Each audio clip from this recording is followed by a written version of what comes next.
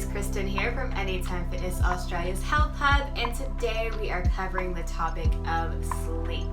Alright, we're going to cover some easy steps on how to improve your sleep.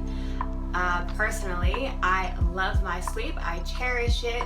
I worship my sleep, and everyone that knows me knows that you do not mess around with my sleep. So I am super excited to be talking about this today, and I just wanted to bring you a bit of info before we get started. So research has shown that 1/3 of us in the world actually drag ourselves out of bed in the morning due to not having quality sleep. So today we're going to cover how to improve your sleep so that way you don't have to drag yourselves out of bed in the morning and you can wake up super excited, getting ready to tackle your day.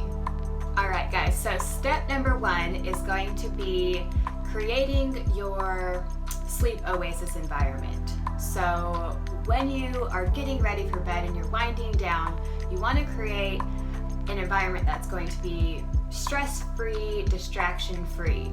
So personally, that means, I want a nice dark place. I want it to be nice and cool because I can never sleep when it's really hot, without any sort of technology. And yeah, something that's going to be very comfortable. So I always make sure that I have a nice fluffy comforter. The pillows are nice and fluffy. Whatever that means to you, you can try and create that, something nice and quiet as well.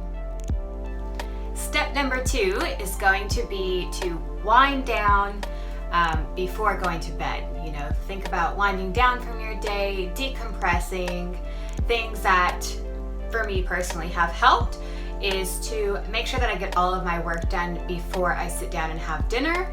So after dinner, that's non-negotiable. No more technology, no more responding to emails, things like that. Limiting my intake of caffeine, so I try and cut it off at lunchtime and not have any more caffeine, although I love it. And maybe listening to music that is soothing or that I enjoy, instead of watching things like the news or getting wrapped up in some sort of TV show, because I'm that person. When I start watching it, I need to know what happens next. So yeah, things like that can definitely help you decompress and wind down. And last but not least, step number 3 is going to be turning off your active mind.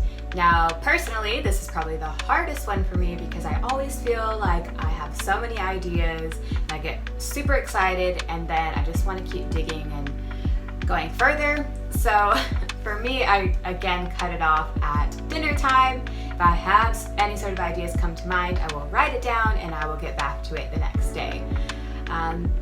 Things that can also help would be incorporating some sort of yoga. So whether it's a small flow, even if you just take a couple of minutes, really focusing on the breathing techniques. Some people will do meditation.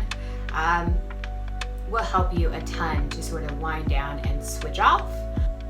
Another thing that helps me personally is my hot showers. Honestly, I feel heaps better right after a hot shower, and it relaxes me before I get to bed and do my nightly routine. Other things such as, creating a gratitude list at the end of your day, or even just reading a, hardcover or paperback book. Definitely not an iPad or a Kindle. I mean, you could, but that light will definitely have an effect on your sleep. So yeah, trying to go old school with books, or listening to a soothing podcast or some sort of like white noise music might help. Hopefully this little video will help you guys with improving your sleep quality or just improving your sleep overall. If there's any sort of topics that you would like myself or any of the other Health Hub coaches to cover, feel free. We are open to suggestions. We want to know what you guys would love to see. So I will see you all next time on the Health Hub.